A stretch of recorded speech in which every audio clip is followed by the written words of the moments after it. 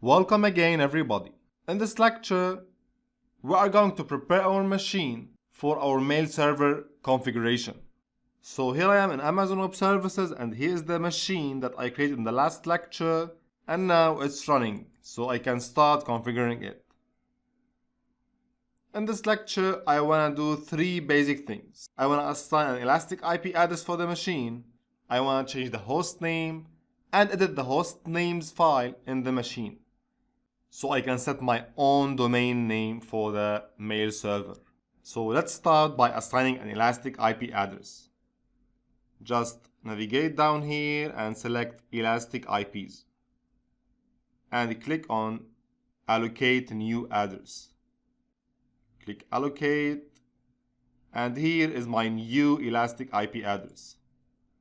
If you don't know what's an elastic IP, simply in Amazon Web Services, whenever you create a machine, it will be assigned a public IP. As you can notice here in the machines, you can see the public IP assigned for my machine.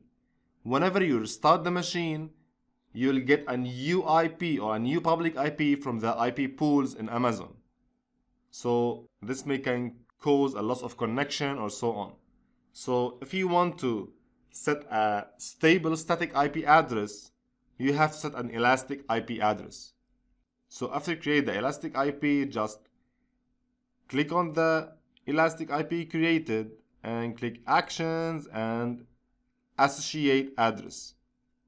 Now we have to select the instance machine, which is this one, the first one, and click select private IP, and that's it. Click associate now. Let's go back to our instances, and you can see now our machine has been assigned an elastic IP address. Now we are to connect to our Ubuntu machine. For that, as I told you in the previous lectures, we need an SSH client. And the best free SSH client you can use is the PuTTY SSH client. So you can download from putty.org and install it. It's very simple. I will open PuTTY now. Here it is. And we need also to open the PuTTY key generator to create our private key. So just click on conversions and click import key, and I will select my key that I downloaded. The downloads, I have my key 1. Just open it and click save private key. I will save it on the desktop.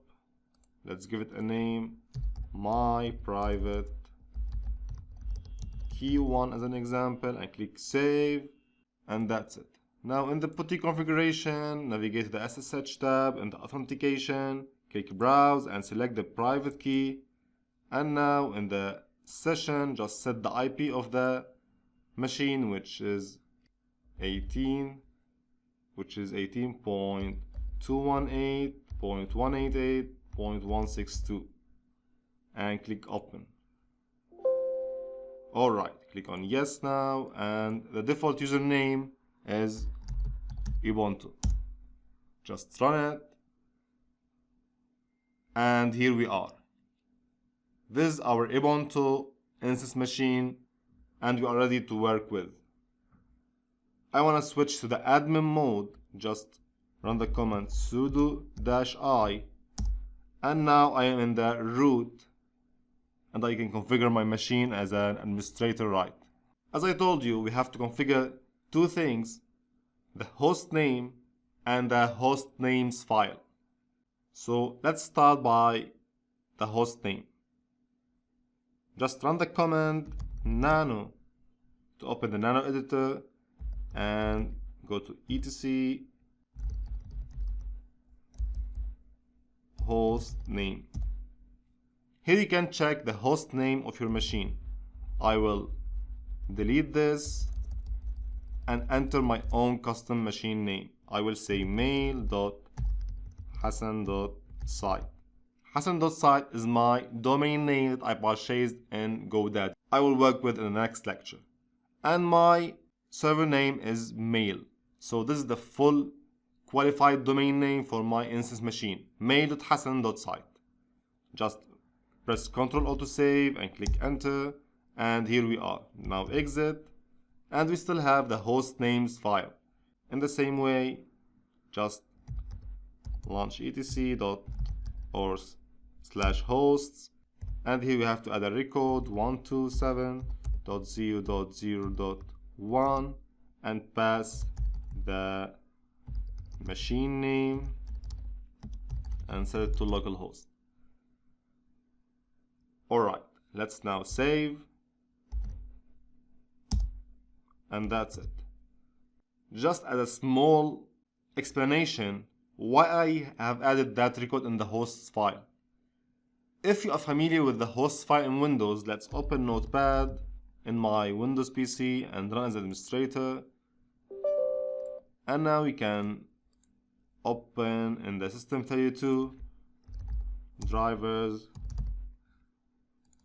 This is out of the scope of this course, but just to clarify why I have added the record in the hosts file, here we can check a list of domains I have added and map to my local machine. You can think about it as a local DNS of your computer. Whatever you add here will be blocked publicly. You can't access the websites then, since the PC will think that this domain is located internally in your PC. And if it's not found, then it will be not accessible. But if it's found, then it will open it from your local PC. And this is what we want. Don't worry about it, just continue with us. I will ensure that I change the host name by running the command hostname mail.hasan.site. Now launch the command hostname -f to ensure the domain name or the host name has changed. Alright. Now everything is fine and we are ready now to install our mail server software on our machine. So follow up.